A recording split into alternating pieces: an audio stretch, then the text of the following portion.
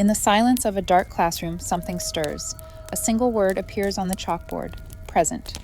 Desks creak as if someone is sitting down. Whispers fill the air, calling names from the shadows. Each name brings a fleeting shadow to life. Then, your name is called, clear and chilling. The lights flicker, revealing dark silhouettes. They all turn to face the camera, eyes locked on you. The chalkboard erases itself, rewriting, class is not over. The bell rings, echoing through the stillness. Silhouettes rise, chairs scraping against the floor.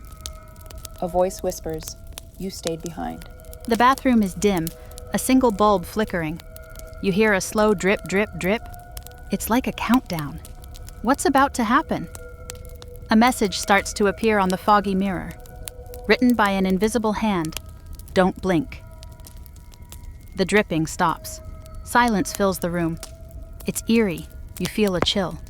Suddenly, a loud bang. The bathroom door slams shut. The lock clicks. You're trapped. The fog on the mirror clears. Something stands behind you.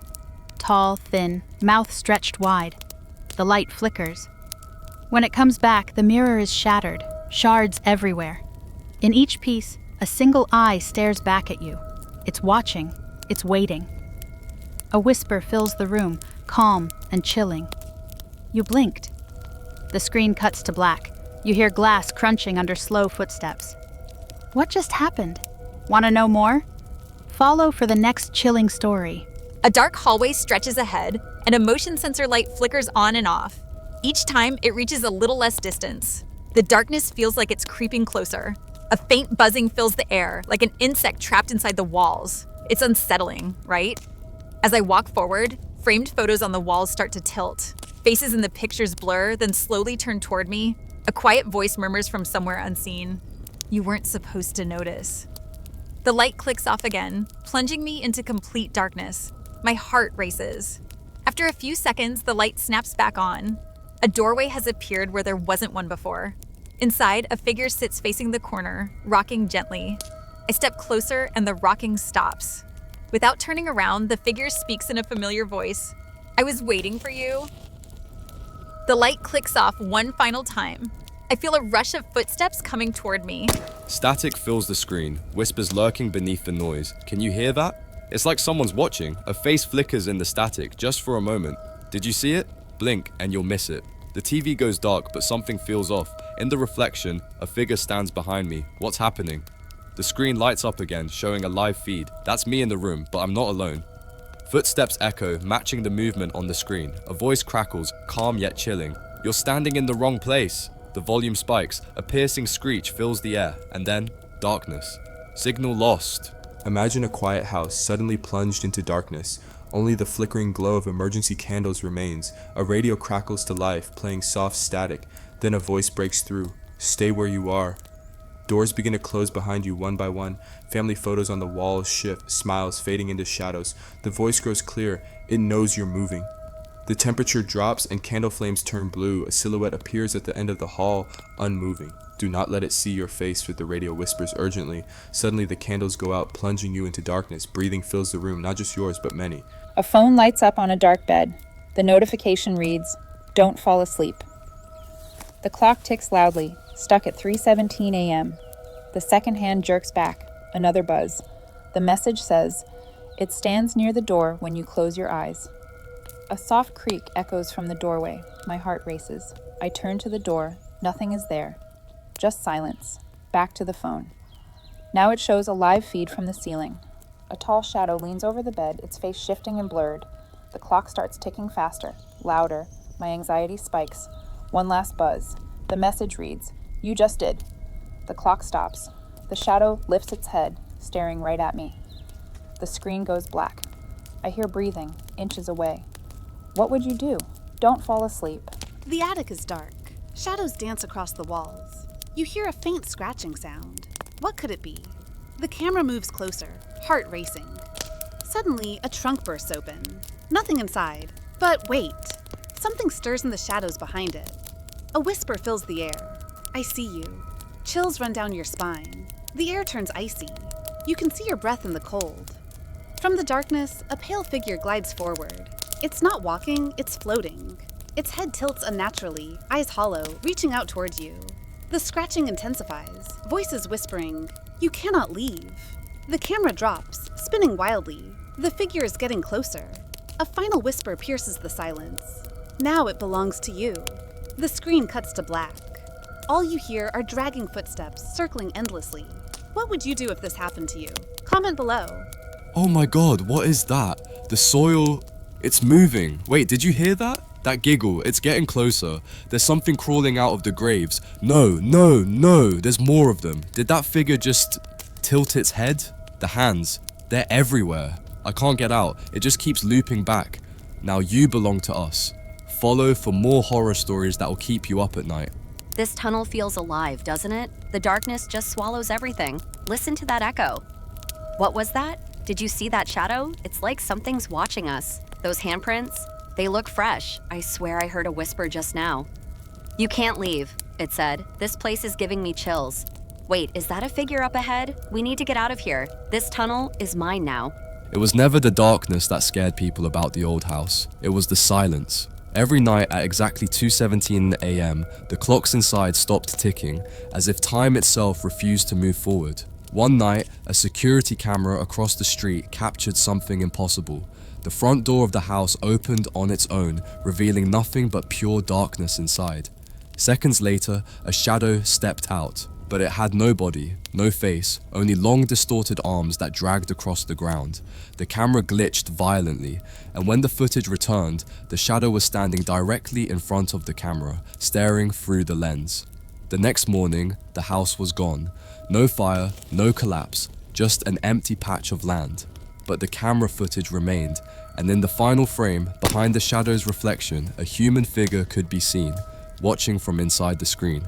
That camera was unplugged, and yet, every night at 2:17 a.m., it still turns on by itself. The elevator in the abandoned hospital still worked, even though the building had no power. Locals avoided it, not because it was broken, but because it never took people where they pressed. If you entered alone after sunset, the doors would close smoothly, and the buttons would light up one by one, starting from the top floor and counting down. A man once recorded his ride inside that elevator. As the doors shut, the camera captured faint fingerprints appearing on the steel walls from the inside, pressing outward. The floor indicator skipped numbers, stopping briefly on levels that didn't exist. When the doors finally opened, the hallway was filled with hospital beds lined in perfect rows, each one occupied by a patient facing the wall. Except one. That patient slowly turned its head toward the camera and smiled. The video cut off instantly. The man was found hours later standing in the hospital lobby, staring at the elevator doors, pressing the call button again and again. The voicemail appeared on her phone with no missed call, no timestamp, and no number. It was only 8 seconds long. When she played it, she heard herself breathing, slow, terrified, hiding, followed by a whisper that said, "He's standing behind you." She laughed it off until she realized the recording included a sound her phone couldn't make.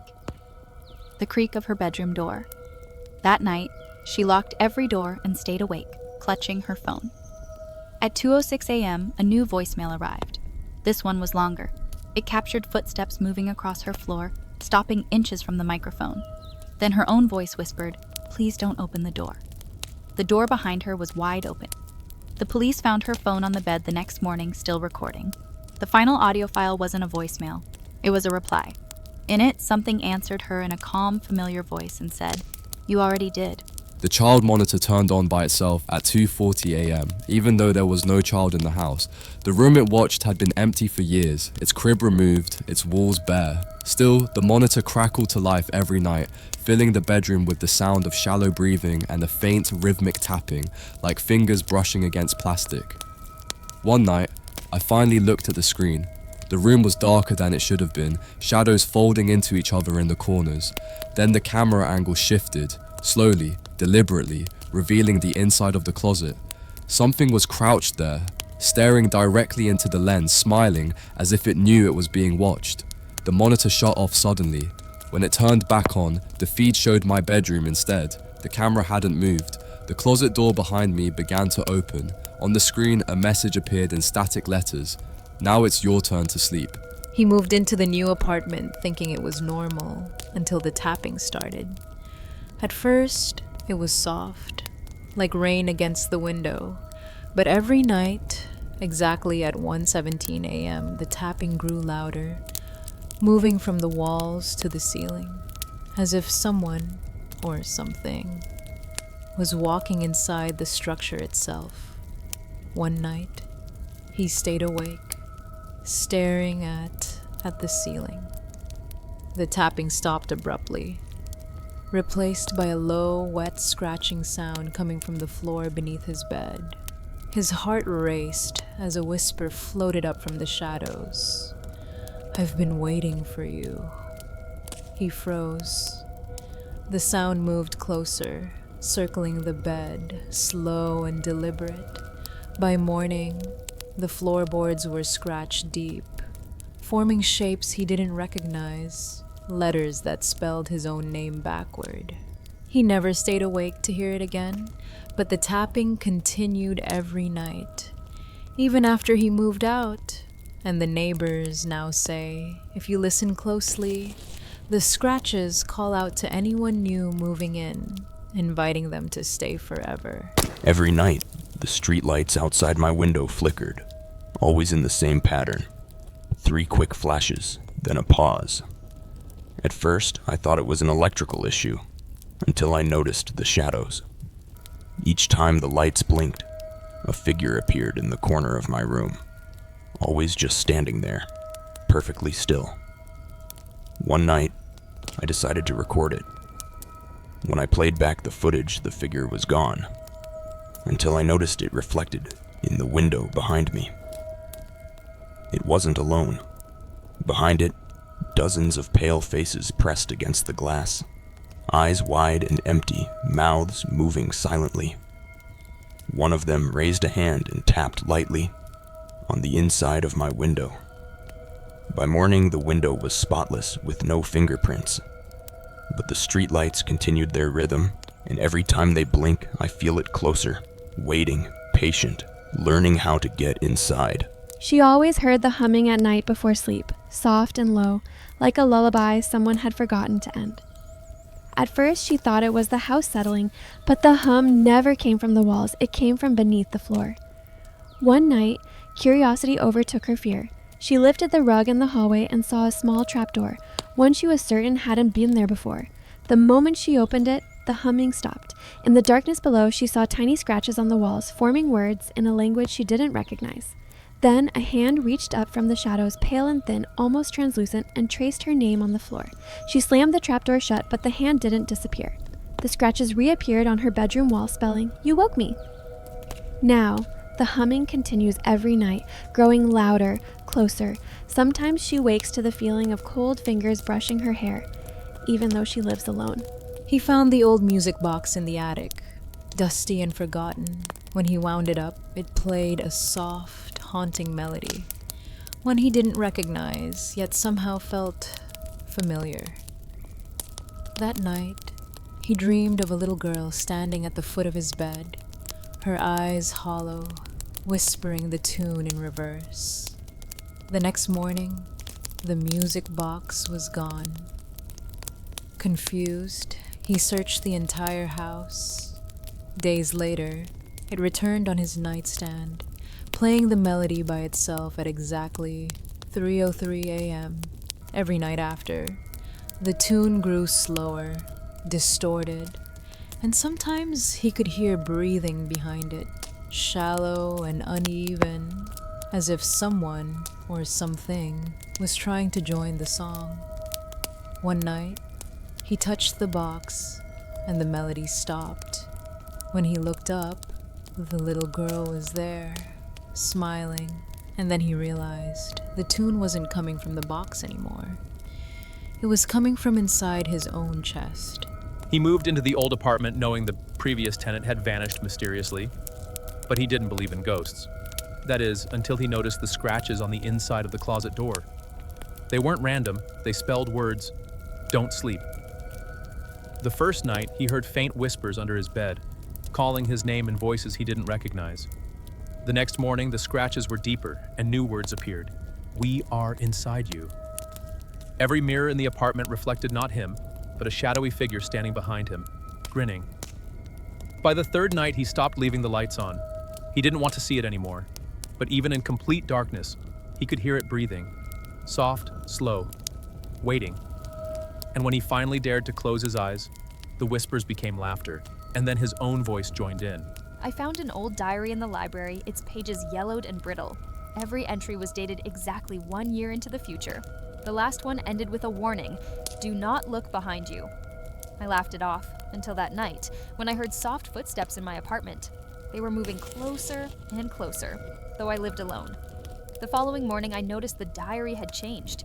New words appeared, written in a hand I didn't recognize. "You ignored me, now I'm here." That night, I tried to sleep, but the footsteps returned, circling my bed endlessly. When I finally opened my eyes, a figure was standing over me, whispering the last line from the diary. I've been waiting for this moment. By dawn, the diary was gone, and so was I. But every night, the library receives a new diary, each page filled with my terrified handwriting, warning the next reader. He always received texts from an unknown number, simple messages like, "I see you," or "Don't turn around." At first, he thought it was a prank. But one night, the messages started describing his every move in real time, down to the smallest detail. How he brushed his teeth, how he sat on the couch, how he breathed. Panicked, he blocked the number. The messages didn't stop. They appeared on his computer, his TV, even written on the fog of his bathroom mirror. "You can't hide." One night, he woke to his bedroom door slowly creaking open. The last message came through on his phone, though it wasn't turned on. "And now, I'm inside." By morning, he was gone. Only his phone remained, still receiving messages, describing the next tenant's every move. Every night, the TV in the empty house turned on by itself at exactly 2:02 a.m.